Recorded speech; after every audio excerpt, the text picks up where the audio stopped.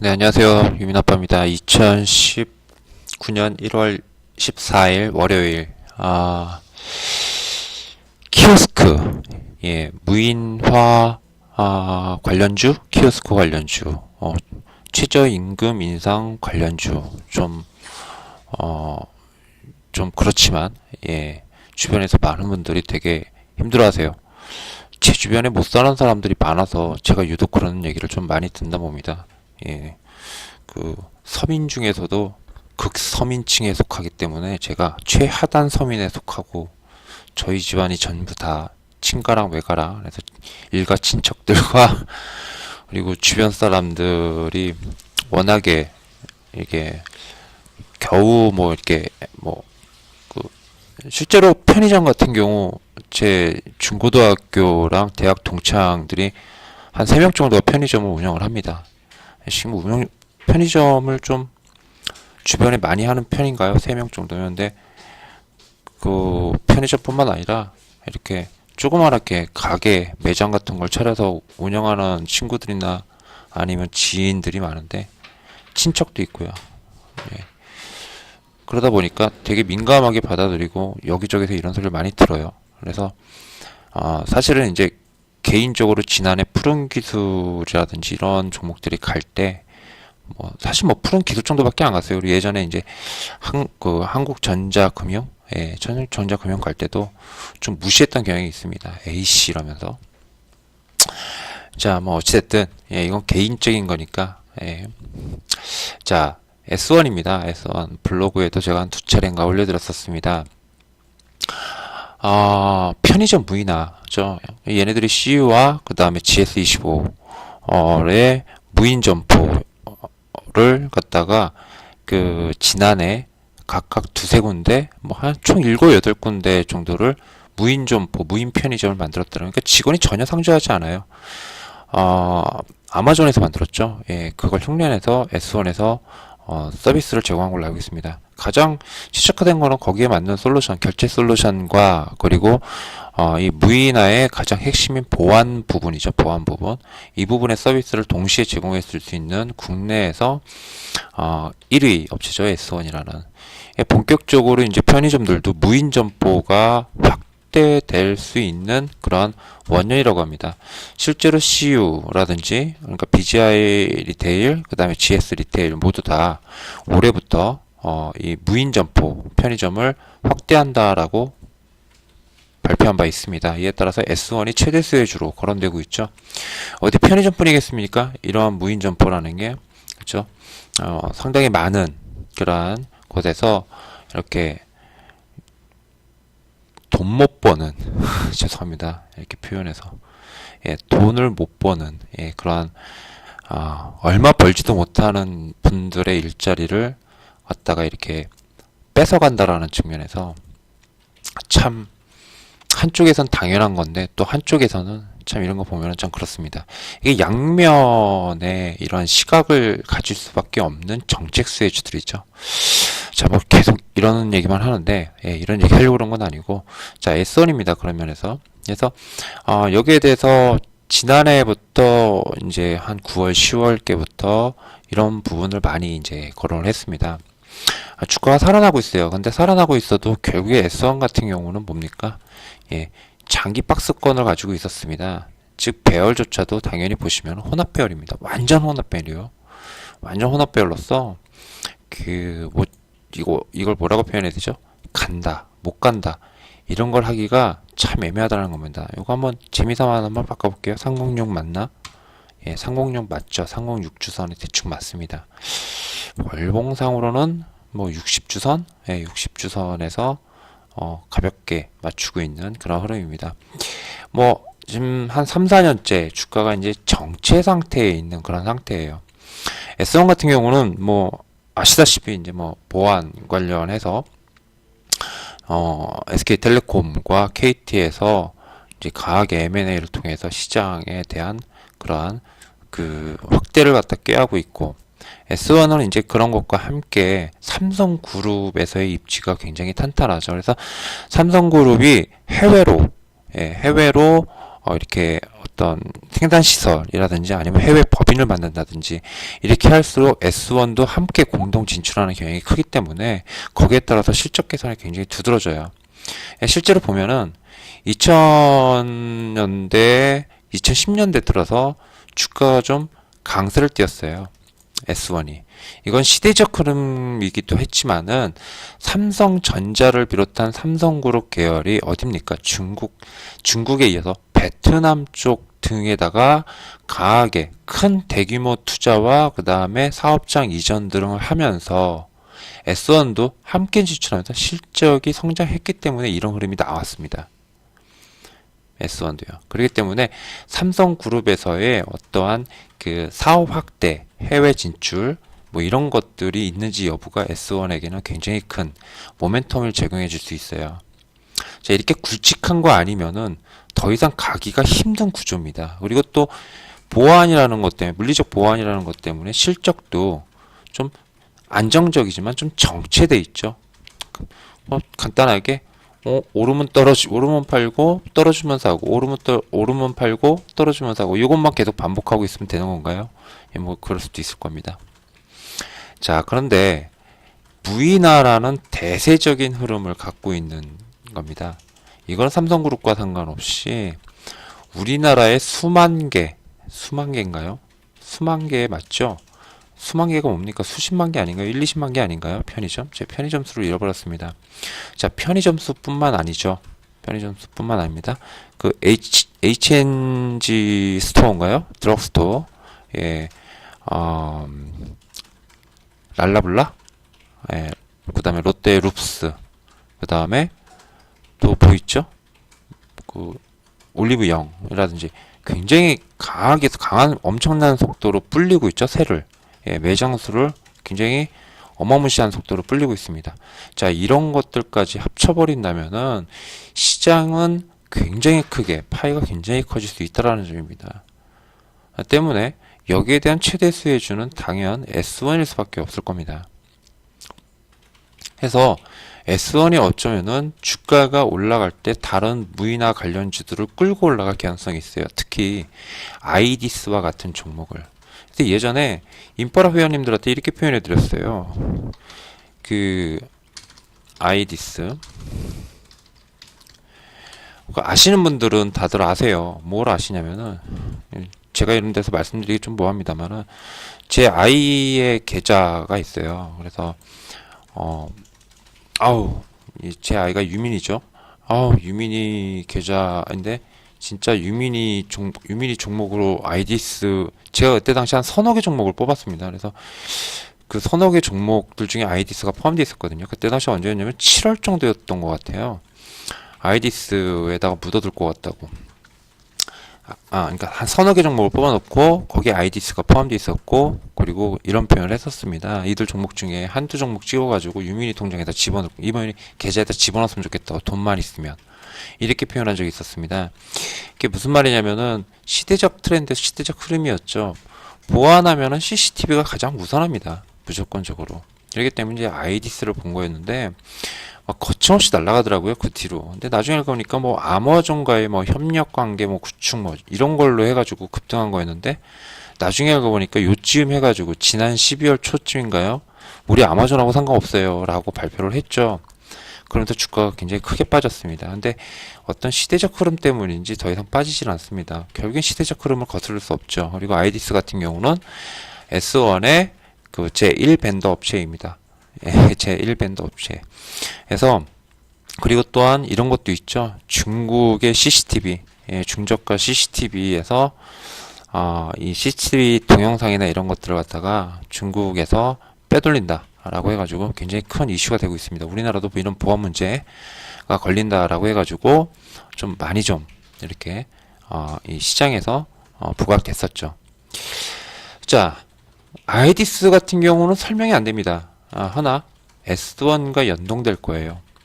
S1과 아이디스가 왜 설명이 안 되는지는 주봉이나 월봉, 그리고 이게 호재와 악재가 막 이게 뒤엉켜 있어가지고 좀 애매해졌어요. 그래서 121선에서 지지받는다라고 이게 애매하고 어디 고점에서 어디에서 탄탄하게 지지해준다 뭐 이런 것들이 별로 없습니다. 없어요.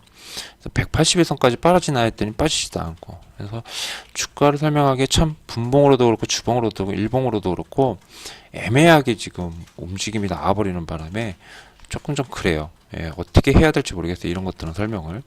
허나 S1이 가면은 아이디스의 주가 흐름도 좀 봐야 될 필요가 있지 않나, 이런 생각이 보여집니다. 자, 한편 그렇다면은 제가 표를 올려드렸어요. 그죠? 여기에 관련된 종목들을 보겠습니다. 일단 푸른 기술 같은 경우는 제가 따로 동영상을 만들어 드렸어요. 그걸 참고하시면 될 것 같고요. 그리고 외에 한국전자금융이 있습니다. 한국전자금융은 많이 빠졌죠? 예, 많이 빠졌습니다. 그런데 많이 올랐습니다. 예, 이게 2015년도에 사물인터넷이 문의하면서 나오다가 2016년 말부터 무인 자동화 시스템, 무인 주차장 시스템 해가지고 관련 리포트가 2016년 이때부터 계속 나왔어요. 그래서 저도 몇 번 인프라에다 올려드린 적이 있었습니다. 우리 주변에서 쉽게 보죠. 계속 확대될 겁니다. 요즘 짓는 웬만한 빌딩들은 다 뭐죠? 주차 요원이 따로 없어요. 주차 요원분들이 없으시고 대부분 다 무인 시스템으로 바뀌고 있습니다. 그만큼 대세인데 이제 문제는 얼마나 반영했느냐라는 거죠. 그래서 일단 장기간 많이 오르면 오를수록 먼저 선행해서 반영한 게 많기 때문에 정배열이 이렇게 무섭다라는 겁니다. 무섭다라는 거예요. 그래서 결국에 푸른 기술도 뭐죠? 푸른 기술도 이 자리에서 못 가면 일단 냉정하게 팔아야 돼요. 기술적으로 봤을 땐 분명히 가는 자리가 맞긴 맞는데 참 모멘텀을 보면은 정부 정책에 대해서 시장에서 반대하는 목소리도 한편에선 강하고, 그죠? 좀 애매해요. 그러나 분명한 거는 앞으로 성장 가능한 부분을 갖다 영위하고 있다라는 겁니다. 남북 경협 철도 쪽과, 그리고 또 한편으로 이런 무인화 시스템이기 때문에 이제 이런 복합적인 걸 가지고 있어서 이럴 때는 기술적 분석에 의존할 수밖에 없거든요. 냉정하게 241선, 216일선 이런 거 필요 없이 일단 181선에서 빠지면 깐다라는 생각으로, 아니면 냉정하게 216일선, 3061선까지 기다릴 필요도 없이 216일선에서 무조건 까지면 그냥 깬다, 이렇게 생각하는 거죠. 왜? 너무 빨리 너무 많이 반영해 버렸다라고 시장에서 인식해 버리면, 자, 철도주 어떻습니까? 철도 관련주 제가 말씀드렸죠. 근데 저도 대장주 못 맞췄어요. 그죠? 대장주 못 맞췄습니다. 그런데 지금 들썩거리는 거 보면 부산산업이나 대아TI보다는 어디가 더 들썩거리죠? 작은 종목들에서 훨씬 더 많이 들썩거립니다. 예, 작은 종목 중에서 최근에 서암기계공업이라든지, 그죠? 이런 서기계공업이라든지 또 뭐 있는데, 한국종합인가 아닌가, 한두 종목이 또 한 종목 정도가 더 눈에 띄던데, 하여튼 그렇게 바뀌어요. 1차, 2차까지 보통 1차와 2차 대장주가 있었으면 3차에선 바뀌는 경향이 있습니다. 근데 서한기계공업이 대장주라고 보기 힘들어요. 왜냐면 다른 종목들을 끌고 가야 되는데 끌고 가지 못하고 있거든요. 예, 개별스럽게 오릅니다. 얘네들은 신기하게. 자, 어찌됐든 간에 푸른 기술도 그런 면에서 많이 올랐기 때문에 대장주가 바뀔 가능성이 있어요. 그래서 제가 좀 방송 만들기 전에 좀 봤습니다. 근데 그렇다고 그래가지고 다른 종목들에서 꾸물꾸물하고 있는 그런 종목들이 그렇게 눈에 띄지는 않더라고요. 이제 이런 것들 보면은 장기선 밑에서 매수하는 게 힘들다라는 거는 이제 아실 겁니다. 계속 이렇게 막혀서 있는 거 보이시죠? 그죠? 예. 한네트와 비슷한 것도 있어요. 한네트와 비슷한 것도 제 쭉 보니 KC텍도 비슷하게 생겼더라고요. KC텍도 그렇고요. 그리고 KC텍이래. KCT. 예, KCT. 예, 이것도 마찬가지죠. 예. 자, 보세요. 푸른 기술만 올랐어요. 왜 올랐습니까? 시장에서는 무인 자동화나 이런 것들이 정책이 시장에서 열광해 주질 않고 있기 때문에 이렇게 주식판에서도 이런 흐름이 나오지 않았나. 왜냐면 한네트가 사실상 갑이거든요. 원래 최고로 쳐주는 종목이었었거든요. 예전부터. 근데 푸른 기술, 남북 경협과 엮여져 있는 푸른 기술이 그냥 덧붙여가지고 오른 케이스이기 때문에 그런 게 아닌가라고 생각된다라는 겁니다. 자, 어찌됐든 간에 KC텍이라든지 아니면 한네트라든지 보시면은 그 다음에 로지시스라는 종목도 있어요. 근데 얘는 그렇게 크게 저기는 아니고요. 오히려 이제 글로벌 텍스프리, 글로벌 텍스프리. 요건 이제 중국인들만 돌아오면 되는 거죠. 중국인만들만 들어오면 됩니다. 중국 요커들만 들어오면 되는 종목이기 때문에 시장에서는 이제 이런 무인화 시스템과 관련된 종목으로 이렇게 많이 보지는 않고 중국인 관련주로 이렇게 많이 봅니다. 하나 여튼 그렇게 움직인다라는 거. 그리고 윈스라는 종목도 최근에 좀 반등이 나오더라고요. 이 윈스가 통신 장비 중에서 보안 장비를 공급하는 우리나라 1등 기업이에요. 그러니까 보안 장비라는 게 뭐 금융권도 있고 일반 기업도 있고 시스템 업체도 있고 되게 많잖아요. 관공서도 있고 그죠? 예, 통신사 쪽으로 공급하는 쪽에서는 윈스가 우리나라에 1일 거예요. 제가 알기로는 그렇습니다. 그래서 그때 제가 왜 퀴즈 아닌 퀴즈 하나 내드렸죠? 예, 퀴즈 안에 퀴즈 하나 내드렸습니다. 어디 있더라? 예. 여기 있네요. 여기 퀴즈 종목이 바로 이거잖아요. 이거 찾기 쉽다고. 5G 투자에 있어서 후순위에 들어가는 종목 리스트 해가지고 쭉 한번 올려드렸는데 여기도 요거 하나 있었어요. 이것도 후순위 보안 장비 쪽 기업입니다. 찾는 거 10분이면 됩니다. 라고 해서 올려드렸습니다. 요 기업이잖아요. 요 기업. 윈스. 찾으셨는지 모르겠네요. 자, 뭐, 어떤, 왜, 밑에서 이렇게, 이제 5G 관련주로서 오르는 건지, 무인화 시스템 때문에 오르는 건지 잘 모르겠습니다. 이제, 그 밖에 이제 톱필드가 있고, 톱필드는 그닥 그렇게 쳐주진 않죠. 파인 디지털, 그, 위트컴 지분을 보유하고 있어서, 이제 뭐, 공공자전거 대여, 이쪽과 관련해가지고, 이렇게 나오고 있고요. 공공자전거 대여 시스템 하면은, 자전거 관련주 있죠. 그 자전거 관련주가 뭐죠? 예, 찾아봐야 되죠. 머리가 너무 나빠졌어요. 머리가 너무 나빠져가지고 그 자전거 관련주 관련주 자전거주 있잖아요. 자전거주 자전거주 삼천리 자전거가 아니고요. 서울 공공자전거 따릉이라고 되어 있습니다. 따릉이라고 되어 있는데 그 자전거 업체가 뭐죠? 이건 여러분들하고 같이 이렇게 하질 않으니까, 예, 이렇게 양방향이 아니라 일방이라서 제가 여러분들한테 물어봐도, 알톤 스포츠. 예, 알톤 스포츠요. 알톤 스포츠가 최근에 이렇게 많이 올랐다가 좀 빠지고 있어요. 근데 이게 왜 올랐냐면, 이게 공공자전거 따릉이 때문에 올랐죠. 따릉이 때문에 이렇게 올랐습니다. 그래서, 뭐 이런 것도 있고 그렇습니다. 그래서 제가 파인 디지털을 얘기하다가 또 말이 좀 헛나갔어요. 청어컴넷은 지주를 잃어버렸다. 청어컴넷 되게 유명한 ATM기 회사죠. 예, 그런데 최근에 그 뭡니까 이매진 아시아 등 이런 것들을 인수를 하면서 사업 확대를 꾀하고 있습니다. 그래서 좀 케이스가 좀 틀린 케이스고 KCS는 약간 좀 낀세 보이는데 뭐 잘 모르는 그런 상황이죠. 예, G스마트 글로벌은 이거 되게 많이 들어오셨을 거야. 이거 시장에서 무슨 이상한 루머, 전 직접적으로 들은 건 없습니다. 근데 시장에서 무슨 루머 이런 것들이 막 여기저기서 막 너도 봐라 저도 봐라 하면서 막 서로 막 이렇게 막 소문이 막 났나 보더라고요. G스마트 글로벌이랑 해가지고 한 서너 개 종목인가 두세 개 종목을. 근데 잘 모르겠습니다. 이런 거. CI테크는 관리 종목일 거예요. 관리 종목은 아니군요. 예, 왜 그렇게 알고 있었지? 지금 관리 종목이라고? 불성실 공시 종목으로 해가지고 시총도 270억이고 해가지고 좀 부실하다 싶어서 왜냐면 이게 액면가가 500원이거든요. 그래서 조금 좀 불안한 듯한 종목이라서 제껴뒀다라고 보여지네요. 자, 뭐 여튼 종목들 쭉 봤는데 실상 조금 전에 보셔서 아시겠지만 제가 보여드려서 이제는 아시겠지만은 사실 볼만한 종목이 푸른기술이랑 그다음에 한국전자금융은 아니죠. 지금은 아니고 다만 이제 한네트라든지 아니면 KCT라든지 이제 이런 종목들이 눈에 이제 조금씩 들어와요. 최저임금 인상권 때문에. 그래서 이제 그런 종목들 위주로 해가지고 좀 살펴볼 필요가 있지 않나 싶습니다. 근데 지금 당장은 푸른 기술 하나만 봐도 되지 않을까 싶어요.